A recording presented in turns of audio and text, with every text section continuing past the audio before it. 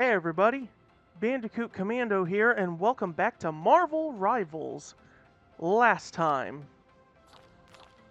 I read the Doom's Rise comic, where in this short little comic of Season 0, um, it just basically explains how the game's plot came to be. How two Dooms, one from the current time period and one from the year 2099, they were conducting experiments on how they could possibly control time, and this resulted in an event known as the Time Stream Entanglement, where multiple realities and timelines ended up merging with one another and just threatening. It basically will threaten to collapse and destroy all of reality. But thankfully, the Marvel heroes of different kinds are already working their magic to do everything they can to fix it and reverse the events. And we learned how a lot of villains and other characters are dealing with this event going on. Villains are taking advantage of this to further exploit for their own gain. Certain characters are now made more vulnerable due to the time streams getting all damaged and messed up, and so on and so forth. So today, now we are going to read Season 1's gallery comic here, The Eternal Night Falls. Yeah. For a while, this was the menu screen of Season 1, just Dracula overlooking all of New York.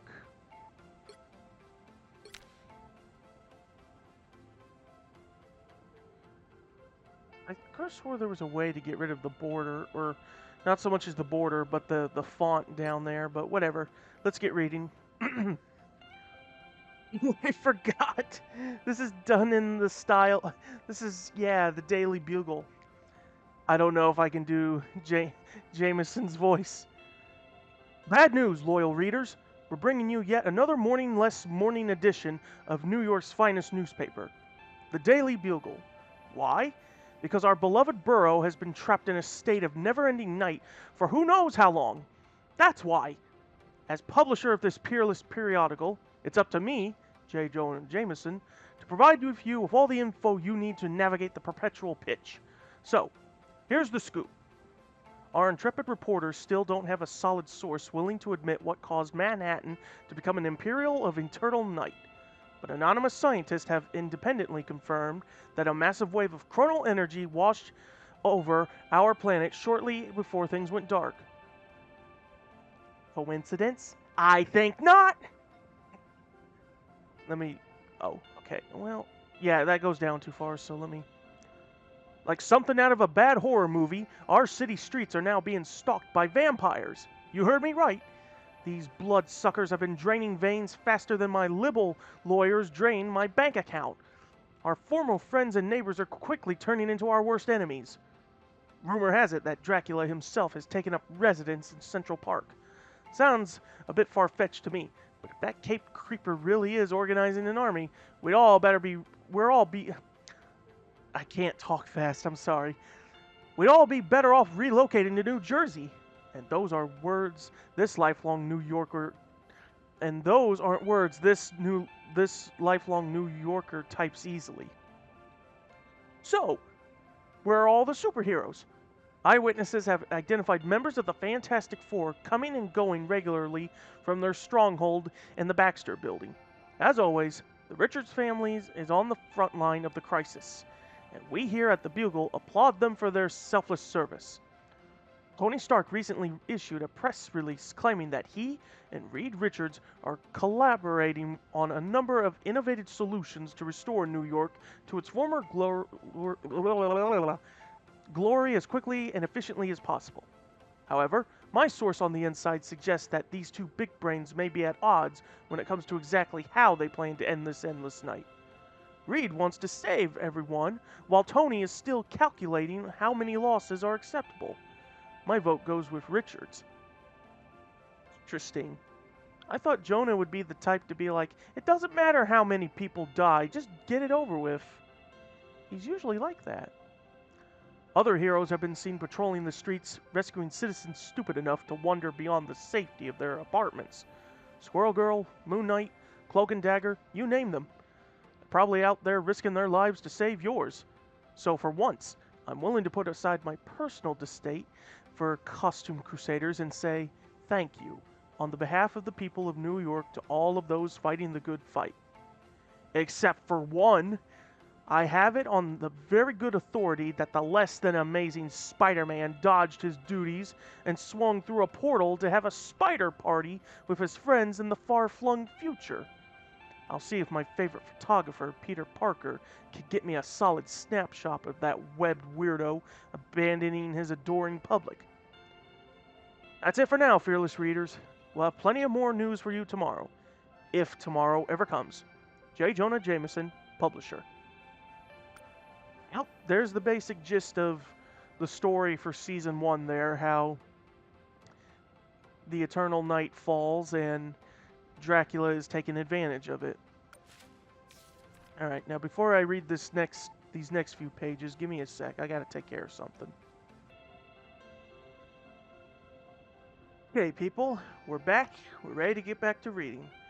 Before I do, this is called, Eternal Night Falls. So, second page here. At your service, the Fantastic Four, doing what they do best. Oh, this is Herbie speaking, but I'm not going to really do Herbie's voice. Or at least, welcome to the Baxter Building. I am a humanoid experimental robot, B-type, integrated electronics, but you may call me Herbie. I don't know what the B stands for in the B-type. I'm sure someone can tell me. I understand that you must have an urgent matter that requires immediate attention, if you are willing to brave the streets of New York to seek out the Fantastic Four's assistance. Unfortunately, all our personnel are momentarily occupied dealing with other crises.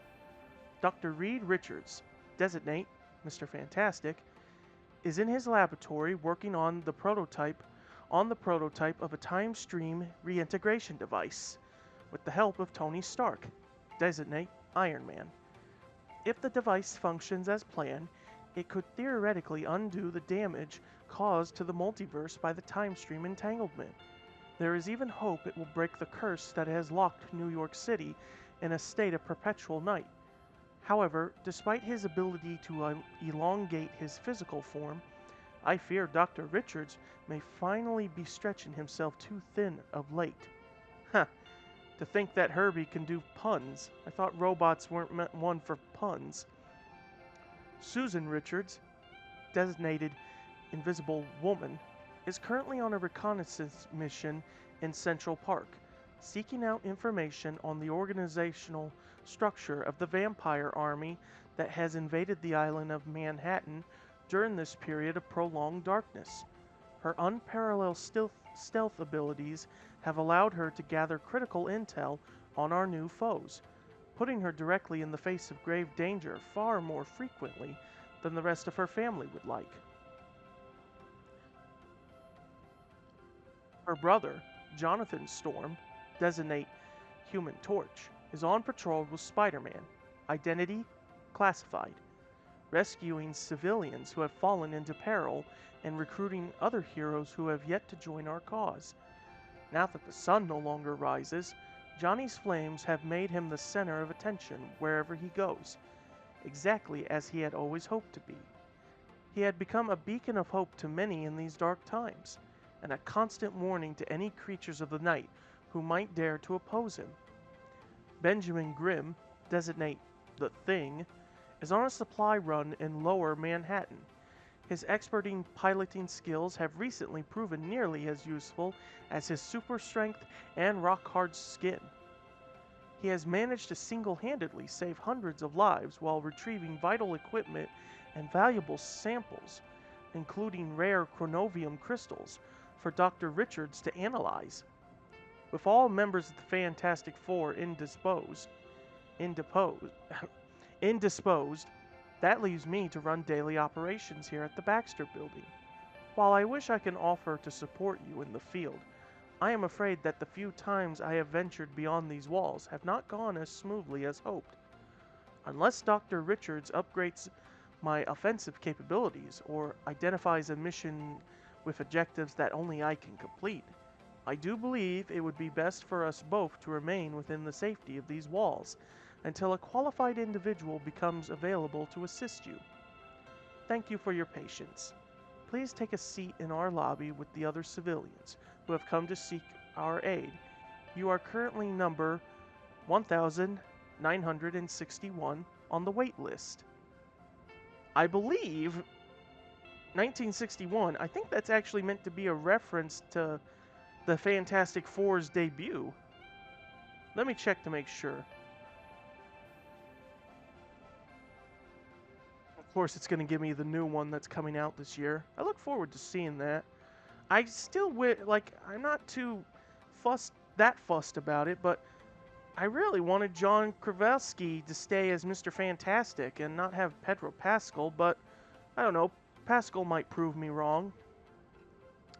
Okay, here we are. Fantastic Four. I'm pretty sure. Yes, they did debut in 1961.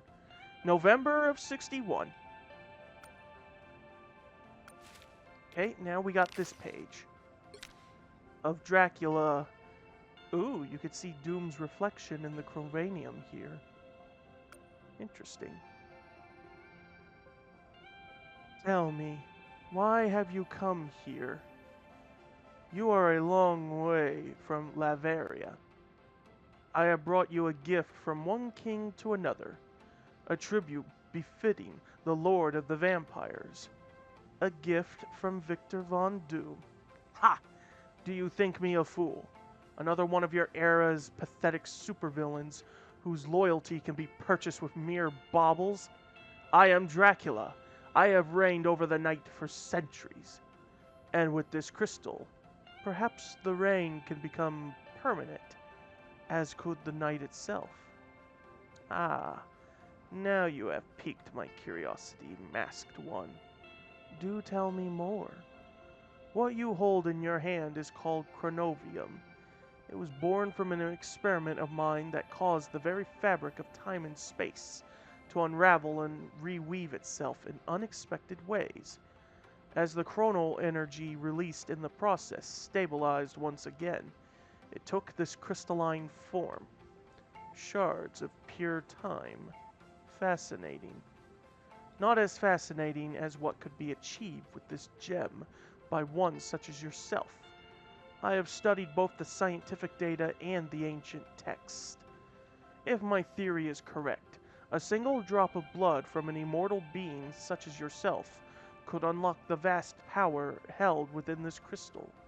You could gain complete control over time in a limited area. Imagine a modern metropolis locked in a state of unending darkness, becoming a permanent feeding ground for your minions. An empire of eternal night where you rule supreme. How lovely that would be, if it were true. But I have never been given a reason to trust your words before, Doom. Why would I begin now? Because we both have much to gain from this arrangement. If you were to choose New York City as your new domain, your legion of followers would keep the so-called heroes who dwell there fully occupied. It would allow us both the freedom to pursue our greater goals. What greater goal is there than eternal night? An existence where your people can walk in the daylight without any fear or harm, and with the proper spell, pulled from the pages of the Darkhold, and enhanced by the power of this crystal, I believe that dream could become a reality. The vampiric verses? Indeed. I am not naive, Victor. There is more you are not revealing to me. Doom never reveals all, but I promise you, on the soul of my mother, this is not an act of deception. What I have offered you will come to pass, should you choose it to. All it takes is one drop of blood, you say. Just one drop. I do believe I can spare that much.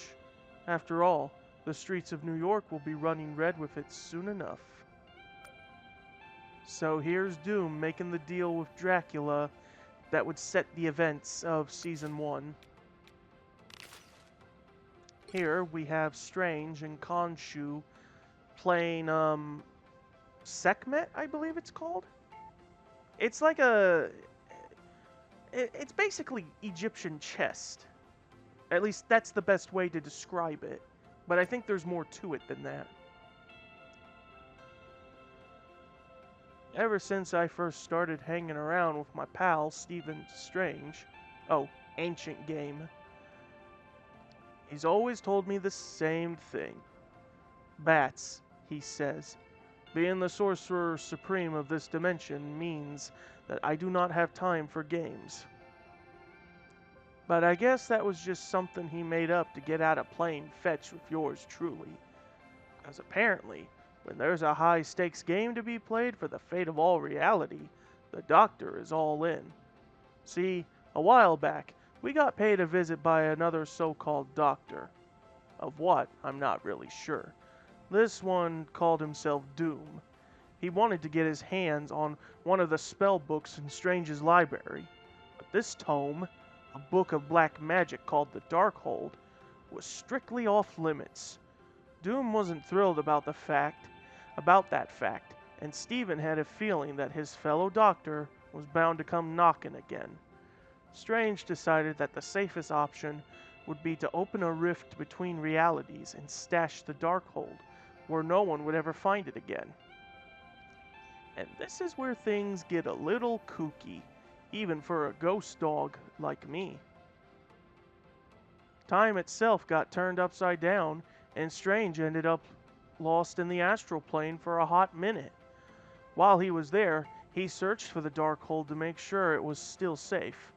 But surprise, it had somehow fallen into the bony hands of an Egyptian moon god by the name of Khonshu. This bird-skulled freak had been protecting travelers in the night for centuries, and he thought the best way to keep doing that would be to use the Darkhold to eliminate the vampires that had overrun New York City. Not a bad plan, honestly, except for the fact that it would hurt thousands of regular folks who had been unwillingly turned to the dark side. Khonshu took Strange captive and tried to make the Doc cast that nasty spell for him. But Strange knew he had to shut Khonshu down. Luckily, the Scarlet Witch had reminded Stephen that Khonshu loved a good game of Senet, which is some kind of fancy Egyptian board game, like chess. Even better, Khonshu wasn't particularly great at the game. Seriously, according to legend, he lost a match to some other god named Thoth, and forfeited his radiance as part of the wager. That's the whole reason the moon waxes and wanes. Look it up. He's not wrong there. That's one of the stories. I think there were other stories where Khonshu plays Senet with other gods, and as much as he likes playing the game, he always loses. Anywho, Strange played the game of his life, securing not only his freedom, but recovering the Darkhold as well. Funny part is, Stephen used a strategy that Doc Doom himself unintentionally tipped him off to, moving his piece of the house to the House of Truth space, and drowning Khonshu's in the House of Water, giving the Doc a chance for a major comeback. It was a big gamble, but one that paid off, and now that he's back safe and sound, I haven't even gotten on his case about always turning me down whenever I wanted play. The guy did save thousands of innocent lives, after all. He deserves a free pass. This time. But you better believe it that the next time I ask him to toss a ball for me, I ain't taking no for an answer. Oh, Bats, if you can be more like my dog. Well, my dog. Problem with him, he doesn't play fetch. He'd rather play keep away. I want fetch because I don't want to try and wrestle it away from him. All right, here we are. The man himself, Blade, locked into combat against Dracula. I didn't think Blade's sword would be a katana. It looked more like a broadsword. Oh, and Ratatoskr. Fall of Midtown. Name's Blade, folks. Oh, name's Blade. Folks call me that because of the swords I use to slice the heads off every vampire I cross paths with. To be fair, I use a lot more than swords. Wooden stakes, silver bullets. Hell, I'll use a squirt gun full of holy water if that's what it takes to put a fanger down for good. I ain't picky. And I'm clearly not doing Wesley Snipes' voice good enough. I've been hunting vamps my whole life, sending the undead back to their graves to make the night a safer place for the living. It ain't an easy job, but I'm one of the few with the skills, or the guts, to do it. When I heard that Dracula had some sort of master plan brewing, you can bet I jumped on the first red eye to Transylvania. Turns out, Drac wasn't home. He decided to make New York City his new stomping grounds, and that he had a trick up his sleeve that even I didn't see coming. Somehow, that freak cast a spell that stopped the sun from rising, trapping Manhattan in a state of non-stop darkness. That made New York City the perfect place for his hungry horde to run wild 24/7. Even worse, it took away my biggest advantage. See, I'm half vampire, half human. I got all the powers of a regular vamp, plus the bonus of being able to walk and hunt in broad daylight. But when the dawn don't ever come, well, it means my usual way of doing things ain't gonna cut it anymore. Found that out the hard way when I got back to New York. I sliced a trail through an army of fangers straight to Central Park. Dracula already had a fortress there, and I was itching to pay him a visit. Turns out he knew I was coming and wanted to give me a proper welcome. That pasty creep ambushed me, and even though I fought for my life alongside Spider-Man and the Human Torch, he got the upper hand and hauled me away to the dungeon beneath his castle. Gotta say, it was a smart move on his part. When you know who your biggest threat is, you take them out first, right? That's why I was going after Drac, and the fact that he felt the same way about me is kind of an honor. Or it would be if I weren't shackled to the wall in this rat-infested cesspit. I ain't the only one Dracula needed out of the way either. Apparently there's some sort of Asgardian squirrel named Ratatoskr, whose enchanted horn can end the life of whatever it pierces, no matter how immortal. Drac summoned that magic squirrel to Earth and locked it up in chains too. With his most dangerous foes off the board, Dracula's minions have free reign of the city. Sure, there are other heroes trying to take them down, but the numbers are in Drac's favor. All I can do is wait and hope that someone eventually sets me free. It's gonna be a long night. Well, hey.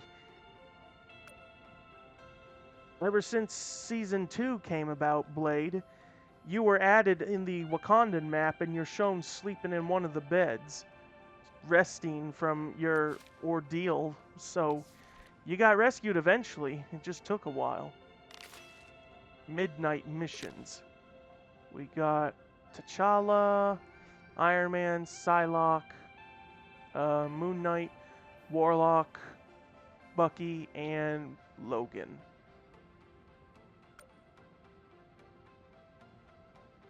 Don't know if you can hear me right now, Khonshu. It's never been like you to actually listen to anyone's prayers. But if, by some strange chance, this is one of the rare moments where you've decided to give a damn, you might as well know what your Moon Knight has been doing in your name. You sent me here to New York City to continue your sworn mission, keeping travelers and the night safe from peril. That's been no easy task now that the entire city has been overrun by vampires. But luckily, I'm not the only one who's been looking to bust up Dracula's blood-sucking brood. Your knight has formed his own round table. We've been calling ourselves the Eternity Knights. Has a nice ring to it, doesn't it? It all started out when Iron Man and I came to the mutual realization that some of the other heroes we've aligned ourselves with wouldn't be willing to get their hands, or their costumes, dirty. They're all so hung up on the idea that some of these vamps used to be innocent civilians. They aren't willing to accept the notion that every war has casualties. It's like you always taught me. Vengeance comes at a steep cost. So does victory. Stark came around to my way of thinking pretty quickly, but not everyone followed suit. Fantastic Four and that annoying girl with all the squirrels were too squeaky clean to do what needed to be done. So while they're up in their ivory tower trying to figure out ways to save everyone, we're down here on the streets doing the real work, saving as many lives as we can, and ending the ones that can't be saved. Some of my crew are proud to be doing what we do so well. Wolverine and the Winter Soldier wear the ichor like it's a badge of honor. So does the new girl with the giant sword that speaks Japanese. She may be a better hunter than I am, but others don't want their reputations to be tarnished by the blood we're spilling. Good thing Stark has an endless flow of cash and a knack for design. After some recent experiments, he incorporated chronovium into his armor specs, tapping into its ability to rewind time. The results were some epic new suits with a gothic aesthetic that hits all the right notes and faces. We may not be the only ones sporting new threads, though. We recently ran across a group of ants near my hideout in Greenwich Village that were being led by a man in fancy white armor. I could have sworn I recognized him from somewhere. Whoever he was, he looked like he was ready to give old Dracula a run for his money when it comes to leadership over the vampire army. And when he does, I want to be there to watch. In the meantime, I'll be here, keeping the streets safe and doing your dirty work for you, just like a good fist of Khonshu does.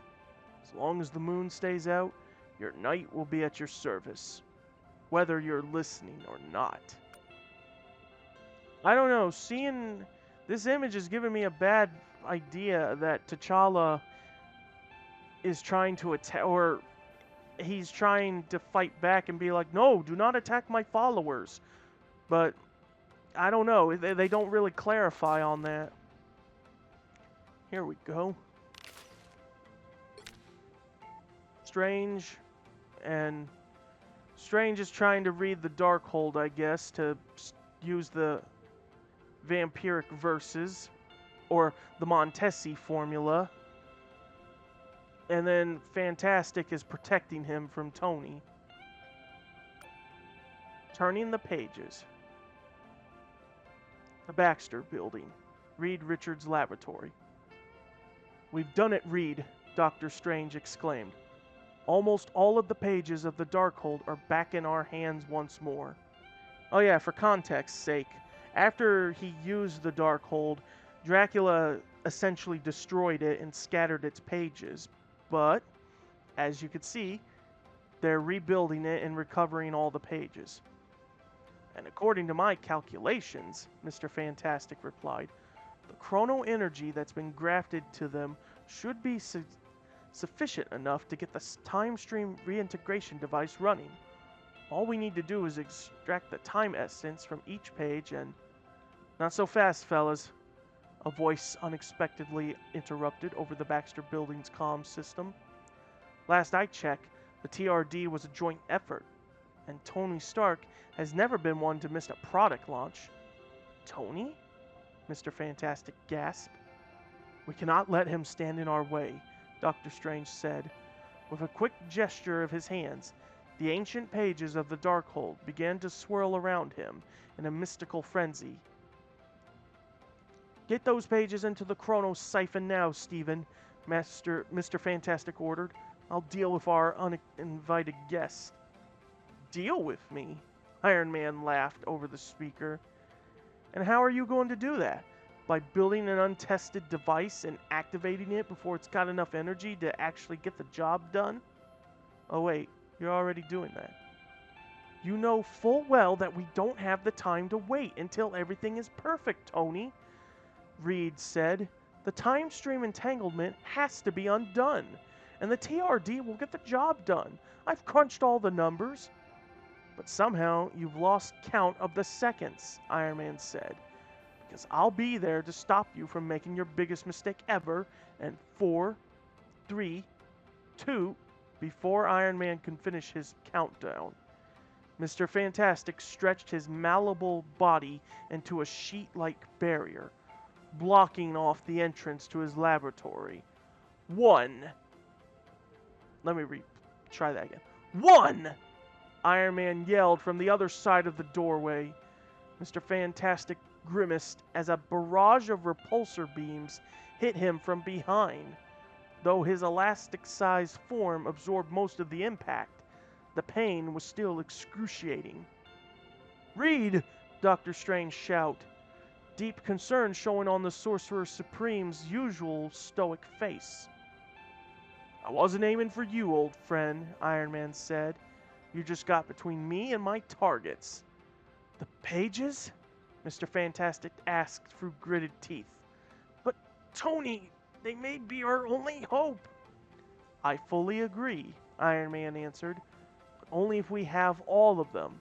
And Moon Knight tells me we're missing 2 of the most powerful spells in the book. The Montesi formula and the vampiric verses," Dr. Strange said knowingly. "Bingo," Iron Man replied. "Without those in the mix, the chance of the TRD failing increases beyond a margin of error I'm willing to accept. So tell me, Reed, are you still going to bet the fate of our universe and countless others on a device that isn't ready?" Mr. Fantastic paused, then uttered a phrase that he couldn't recall leaving his lips in ages. "I don't know." So here we have it. This was a major turning point because they're missing the 2 important pages that could fix everything. This one, Star Turn. Johnny just incinerating vampires and reducing them to skeletons and charred dust. When I was younger, I always wanted to be a star.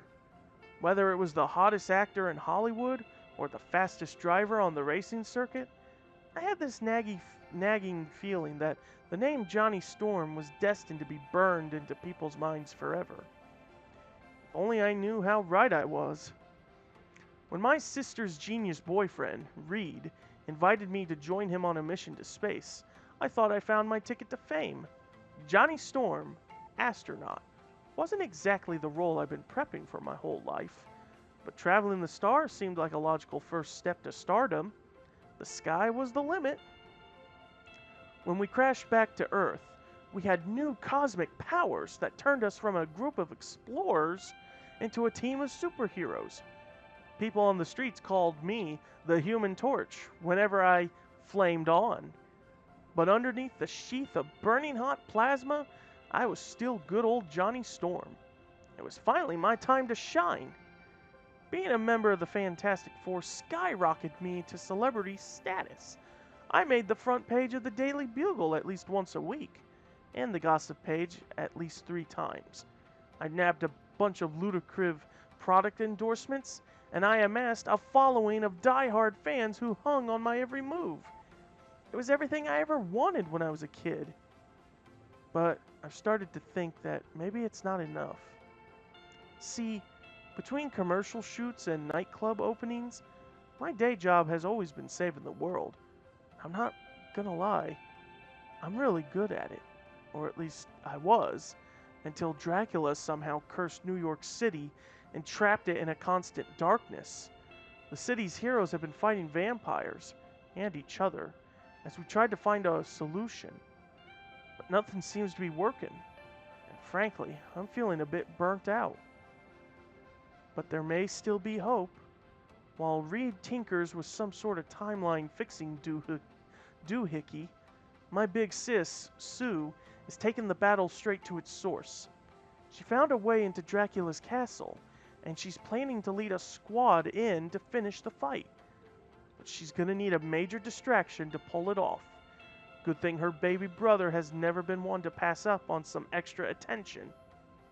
If I push my powers to their limits, I can go supernova and buy Sue and her crew the time they need. And since I'll essentially become a mini sun for a hot second, I'll wipe out a ton of vampires in the process. Boy, do those jerks hate the sun. Yeah, I know the risk. At best, I'm gonna lose consciousness. At worst, well, let's just hope the Bugle writes me a good obituary, and it better be on the front page above the fold, because if Johnny Storm goes down, it's gonna be as the star he was always meant to be. Good old Johnny. Even if he knows he might possibly die, he still wants to do it in style. And here we are, the last page. A passage from the Book of Doom, 2099. Doom rarely finds a reason to admit fault, but I must say, I seem to have underestimated myself. When that bothersome past version of me, the one from decades ago whose foolish meddling fractured the time stream, gave a powerful shard of chronovium to the Lord of Vampires as a part of a ploy to shroud New York in darkness, I assumed he was merely playing games that were far beneath my notice. I should have realized that any Doom, even one lesser than I, always has a scheme in play that will unfold into something far grander with time. Despite his initial reservations, Dracula convinced himself that the Doom of his era was an ally to his cause, having provided him with the means to locate a missing page of the Darkhold containing the vampiric verses. With that incantation, Dracula believed he'd be able to rise an infinite army of the undead that would spread across the world and feast until the end of days. Though Dracula knew in his black heart that Doom could not be trusted, he looked past his trepidations to achieve his own goals. It was an error in judgment that would prove fatal. Doom had deceived Dracula from the very start. My past self did indeed want Dracula to locate the vampiric verses, but not so that the Vampire King could create more Children of the Night. Instead, Doom wished to tap into the very essence of the immortality bestowed upon vampire kind through this arcane rite. By funneling that time-defying magic into the chronovium, Doom believed he could create an even stronger form of the crystal, pure blood chronovium. After all, if a single drop of Dracula's blood infused into the shard could give the vampires an empire, Doom suspected that an endless supply of that same immortal energy would help him reshape the time stream as he saw fit. Knowing full well that such machinations would be instantly opposed by the Sorcerer Supreme and his heroic allies, Doom could not risk his true plot being discovered. So he manipulated events from the shadows, letting Dracula and his minions dirty their hands as they unwittingly held Doom's greatest foes at bay. And once the vampiric verses were located, Doom changed his allegiance and secretly assisted the heroes in their efforts to defeat Dracula, all in order to claim his ultimate prize and work his ancient magic on the chronovium. Surprisingly, Doom's plan turned out to be a resounding success, with every move unfolding just as he had orchestrated it. Outwitting everyone, Doom stood triumphant with the pure blood chronovium in his iron grip. Even I was impressed. But he is not the only Doom with grand plans in motion, and while he may have ended this round with a win, I will soon prove to him that he is but a mere glimmer of the man he is destined to become.